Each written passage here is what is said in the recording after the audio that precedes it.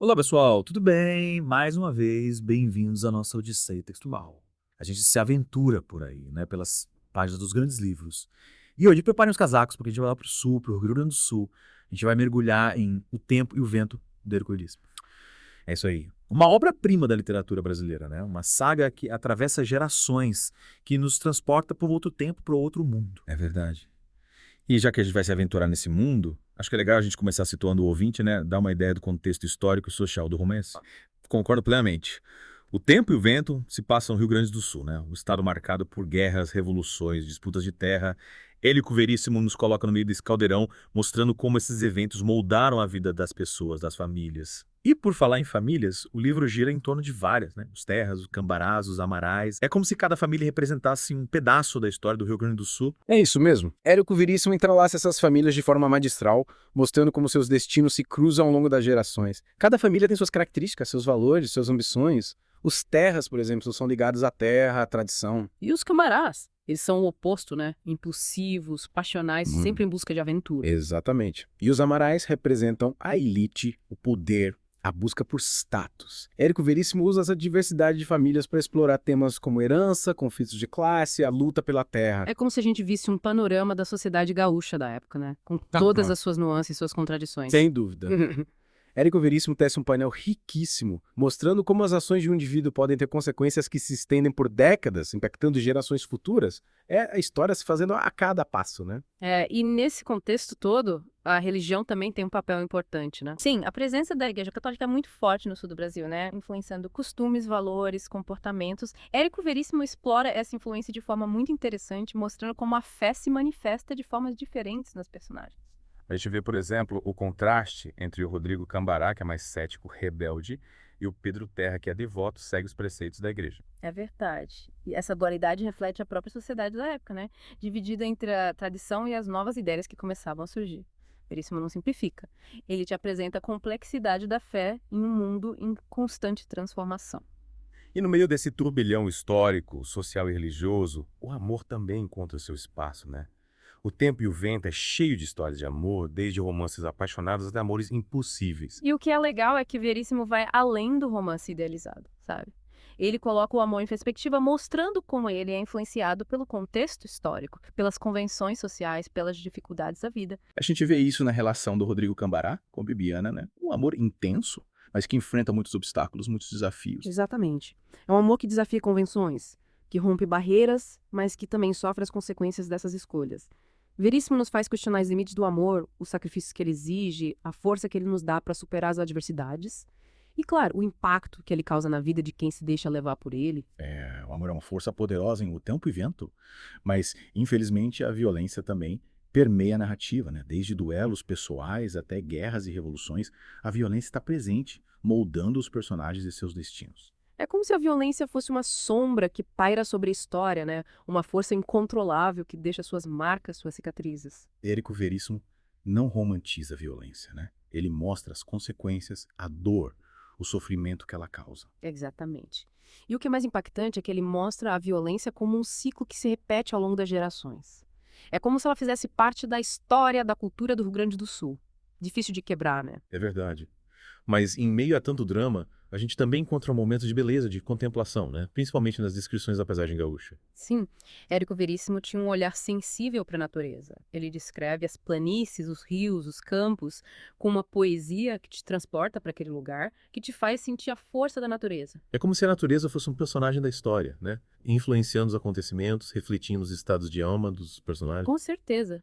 A natureza está presente o tempo todo em O Tempo e o Vento, como um pano de fundo, como um espelho da alma humana. E falando em palco da história, a gente não pode esquecer de Santa Fé, a vila que se transforma em cidade ao longo do romance, né? Verdade. Santa Fé é como um microcosmo do Brasil, né? Um lugar que acompanha as mudanças, o progresso, os desafios de um país em construção. A gente vê a chegada de novas tecnologias, a mudança dos costumes, as disputas de poder. Érico Veríssimo usa Santa Fé para explorar temas como modernização, conflitos sociais, a busca por identidade.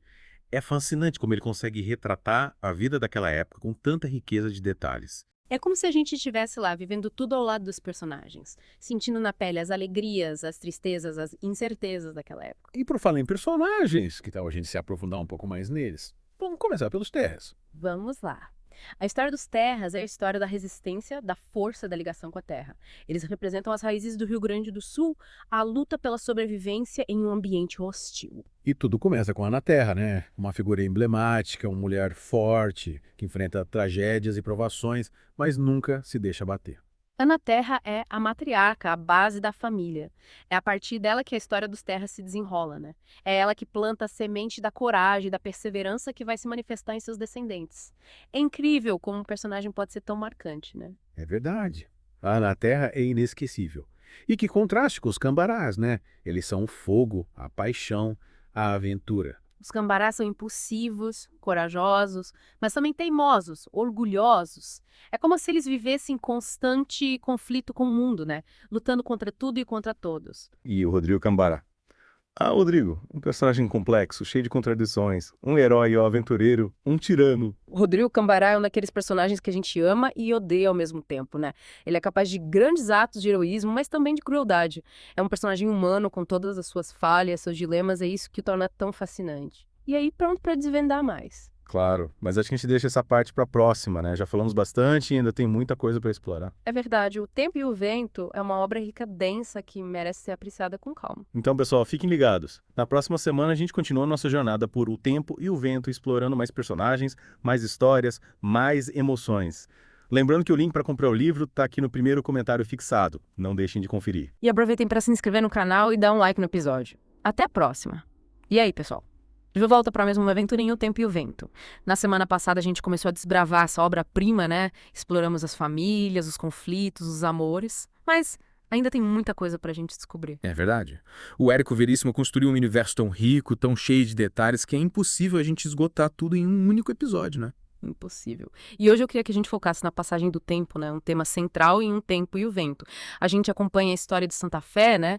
Desde a sua fundação lá no século XVIII até sua transformação em cidade no século XX.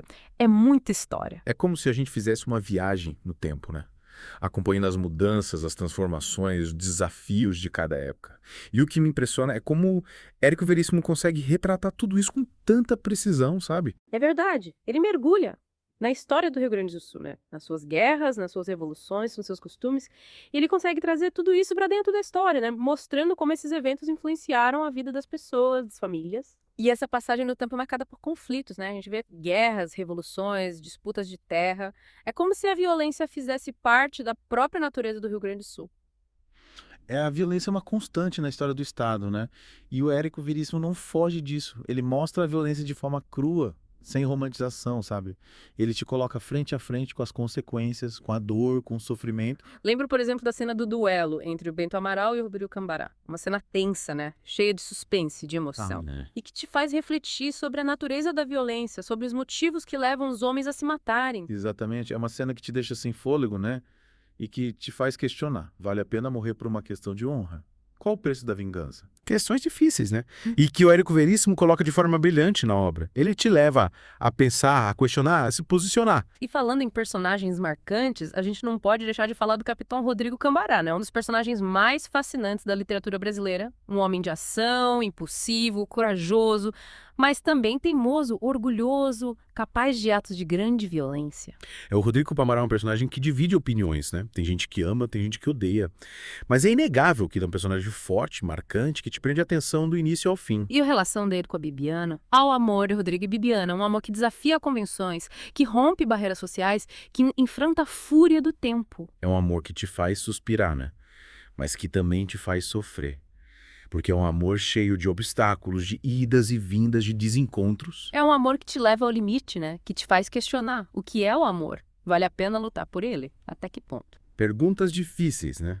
Mas que o Érico Veríssimo nos convida a fazer através da história de Rodrigo e Bibiana. E o que dizer do Dr. Winter?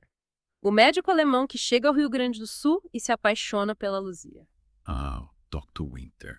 Um personagem que representa o olhar estrangeiro sobre o Brasil, né? Ele se encanta com a beleza da terra, com a força dos personagens, mas também se choca com a violência, com os preconceitos. E o amor dele pela Luzia é um amor proibido, né? Um amor que desafia os costumes da época. É mais um exemplo de como Érico Veríssimo usa o amor para explorar temas complexos, para questionar as normas sociais. E o legal é que ele faz tudo isso sem perder a poesia, né? Sem deixar de lado a beleza da linguagem. É verdade, o Érico Veríssimo era um mestre na arte de contar histórias, né? Ele te envolve, te emociona, te faz refletir. E a gente não pode esquecer dos terras, né?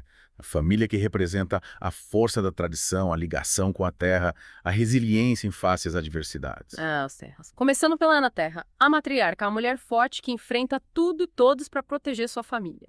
Ela é a base, a raiz da família. É verdade. E a força dela se manifesta em seus descendentes, né? No Pedro Terra, que luta para proteger suas terras, na Maria Valéria, que desafia as convenções sociais. Os terras são a representação da força do povo gaúcho, né?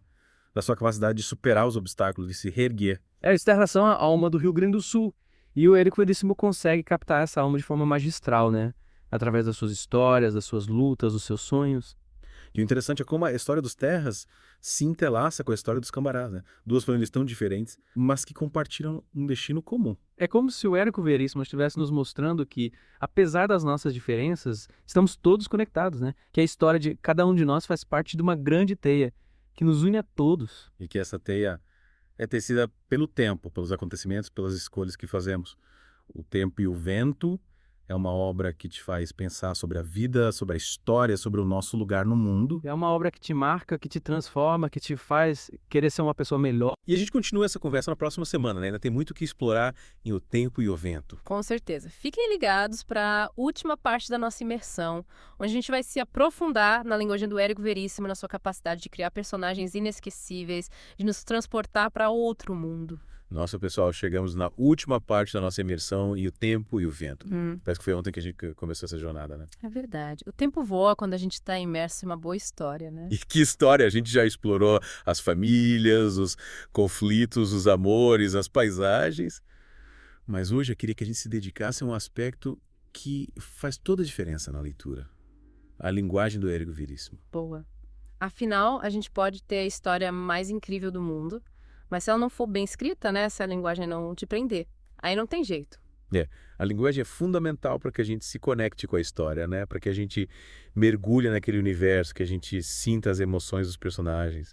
E o Érico Veríssimo era um mestre da linguagem. Sem dúvida, ele tinha um domínio incrível da língua portuguesa, né? E ele usava essa ferramenta como maestra para criar imagens, para construir atmosferas, para dar vida aos seus personagens. O que me impressiona é como ele consegue ser ao mesmo tempo poético e acessível, né? A linguagem dele é rica, elaborada, mas ao mesmo tempo te convida a entrar na história, a se sentir parte daquele mundo. É verdade. Ele usa uma linguagem que te envolve, que te cativa. E ele faz isso de uma forma muito natural, sabe? Sem ser pedante, sem ser rebuscado. E ele consegue criar essa imersão não só através das descrições, né? Mas também através dos diálogos. Sim, os diálogos em O Tempo e o Vento são muito vivos, muito reais. Você consegue ouvir as vozes dos personagens, né? Você consegue sentir a emoção, a tensão, o humor. Lembro, por exemplo, dos diálogos entre o Rodrigo Cambará e a Bibiana, aquela é pura química, né? A gente consegue sentir o amor, o desejo, a raiva, tudo misturado.